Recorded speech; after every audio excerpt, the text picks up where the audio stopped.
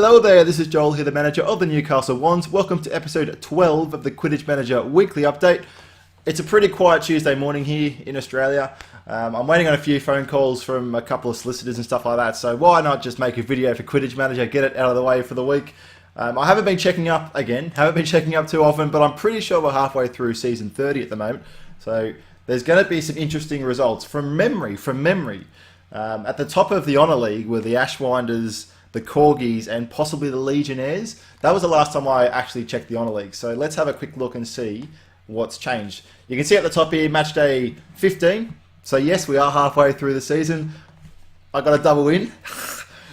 Before we get to the Honour League, I'm going to check out what's going on because, I'm starting to win games now. I'm not in the bottom three. I'm not going to get relegated this season, as far as I'm aware. If you look at my team here, Travis here, level 68, competitive. Hope Stevens recently got put in, not competitive. Edgar, he's on his way down. He was the captain. He was a great player for a long time. If I could name a stand, after a player, Edgar would be first. Arnold would be second, the Arnold McCann stand. We go to Benton, also young, level 68, competitive now. So the team is starting to lift a little bit, and at least in Silver League, I'm winning some matches. So I'm happy with that. It's not all red across the board, and it has been red for a long time now.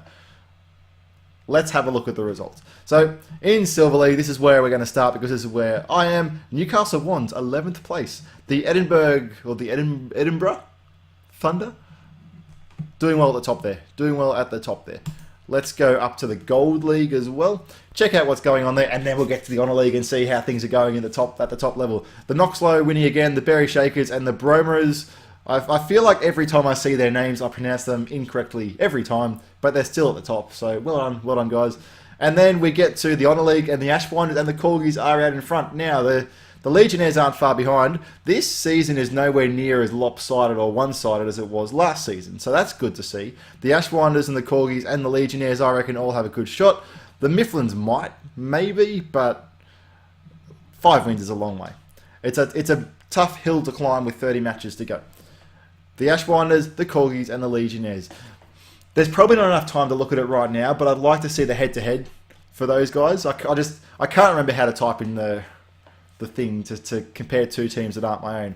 But it would be interesting to see how those two teams have fared against each other, or the three teams against each other, and see, maybe predict what's going to happen. But that's good to see. The Corgis are back in the game. I did see a post on the forums as well recently where Matt updated the championship standings, and the Corgis finally got some points. The first time they've gotten points in over a year, Matt said, onto the championship rating. So well done to the Corgis on making it back. I guess they dropped like a stone, like every other Honour League team that has retirements. They dropped like a stone down to Silver League.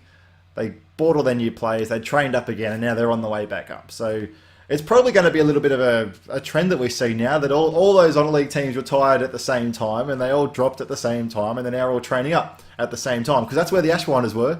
They were at the bottom of the heap, and they're back. The Corgis, they're back. The Wands are crawling back very slowly. So that's good. I'm quite happy to see Season 30 looking competitive. Now, what do I want to get into next? I want to have a quick chat about forum topics, because there has been a bit of chatter on the forums lately.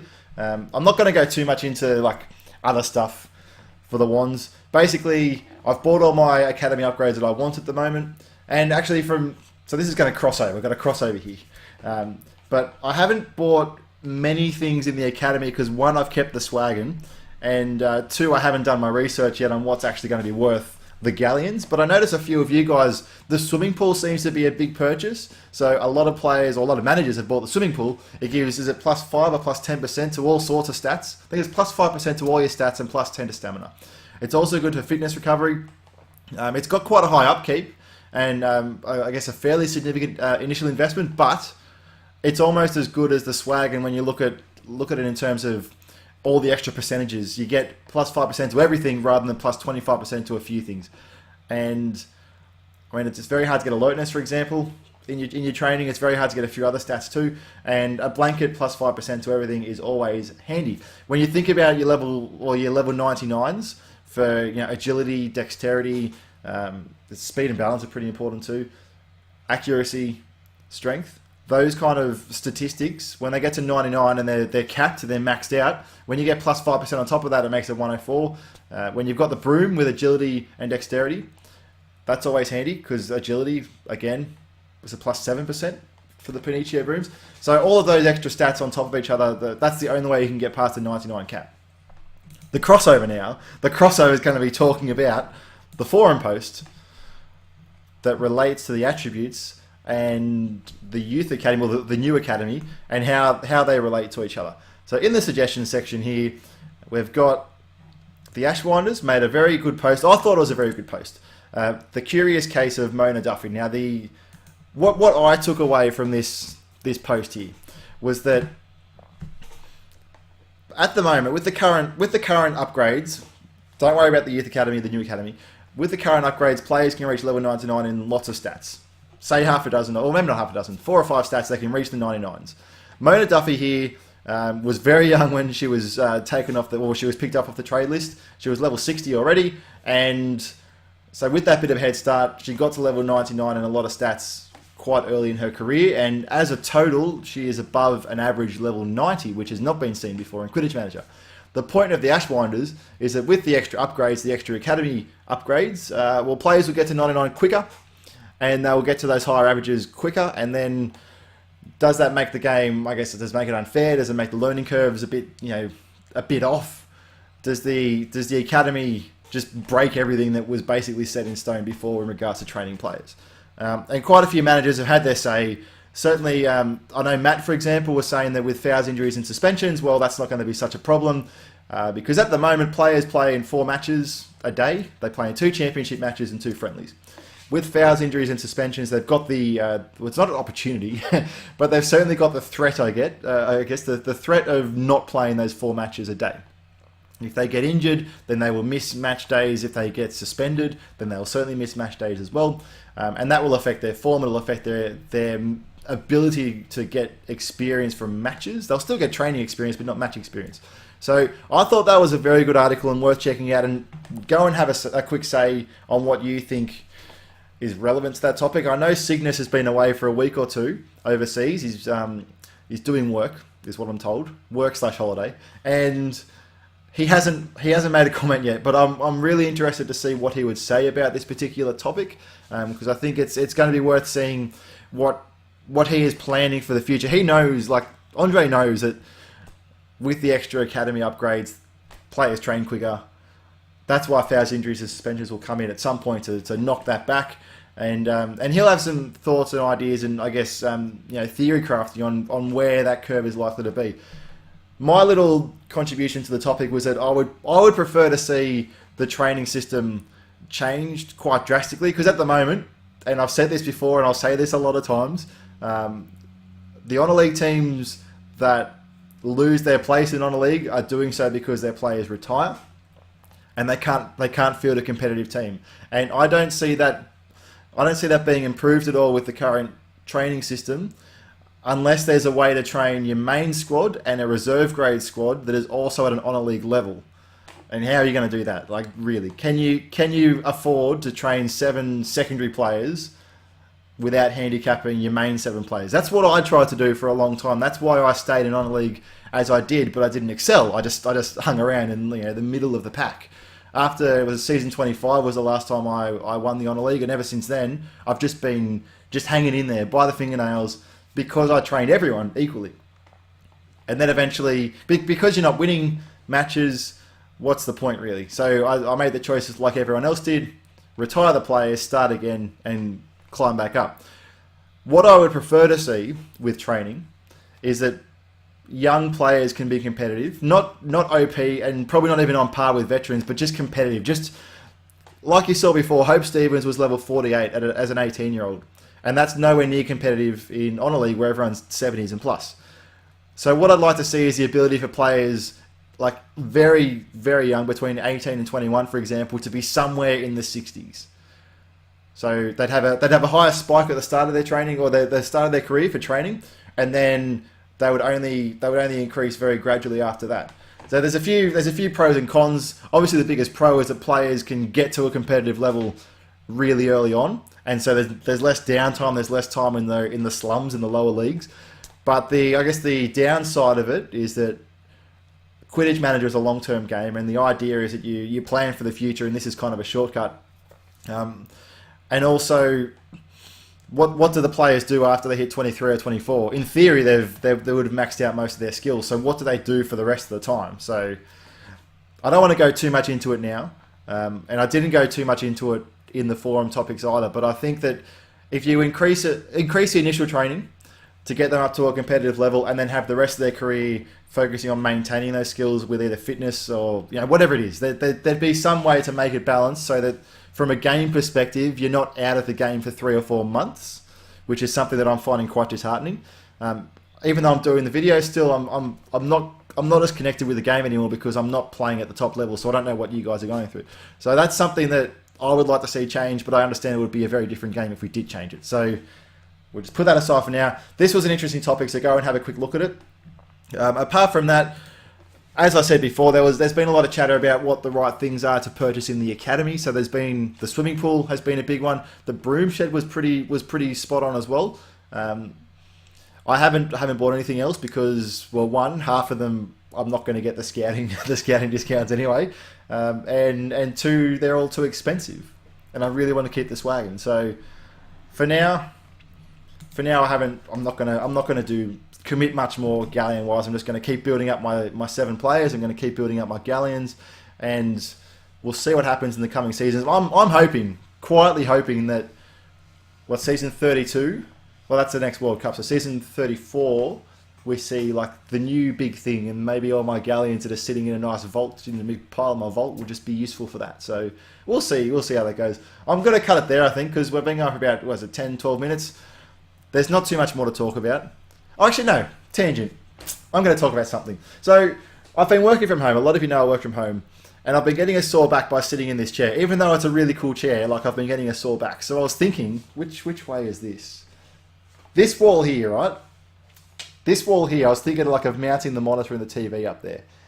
So that I could stand up and type away on my keyboard and have my screen up on the wall and do all that kind of stuff. But I tried mounting the TV up on a stool at the right height yesterday, and I still got a sore back because I was standing up all day. So I don't know what. If anyone's got any ideas on what the right combination is or the right setup is for a stand-up computer desk, please let me know. That'd be really handy because at the moment I'm just getting a bummed back, and I was playing cricket on the weekend.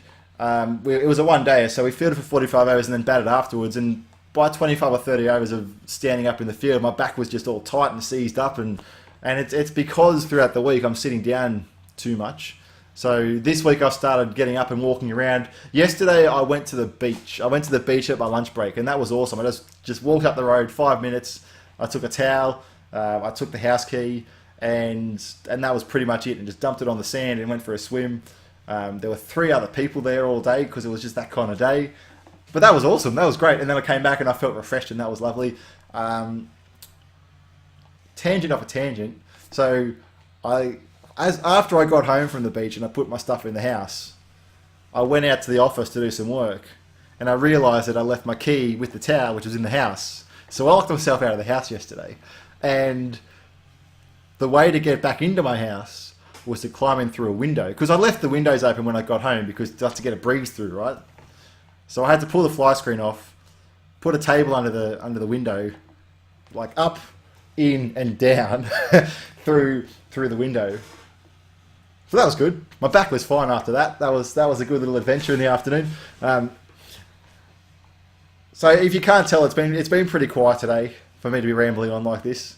It's a bit of a worry, to be honest, but there's not much more I can do. All I can do is once I get leads, once I get something to do, is to jump all over it and do it really well. And until then, there's not much more I can do. So we're going to just upload this video today, see what else I can do in the afternoon. It's just about lunchtime now, so I'm going to go to the beach again today.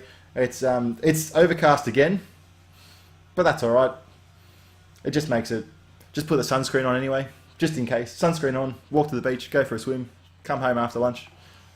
It's not a bad life, is it? It's not too bad. Anyway, thank you very much for watching this video of the Quidditch Manager Weekly Update. Hopefully coming into Season 32, we'll be having more and more videos that are more focused, I guess. More focused, and we'll have Andre on as well. While he's overseas, we can't really do the two-man casts at all.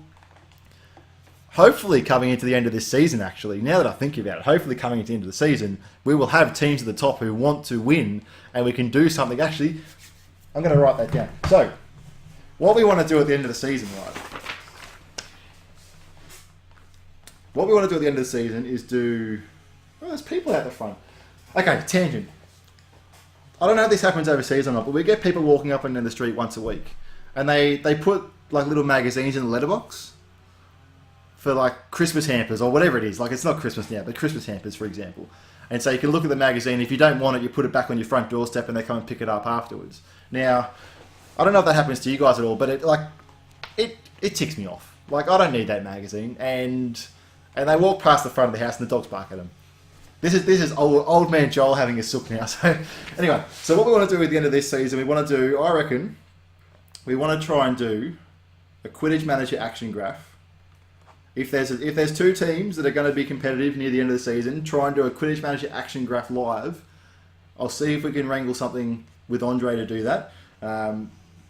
I wonder, does anyone have any suggestions on what we could do for a live commentary? Because Andre did try it once. Was it once or twice during the World Cup? So if there was a way to do that near the end of the season. So we want to do live commentary as well.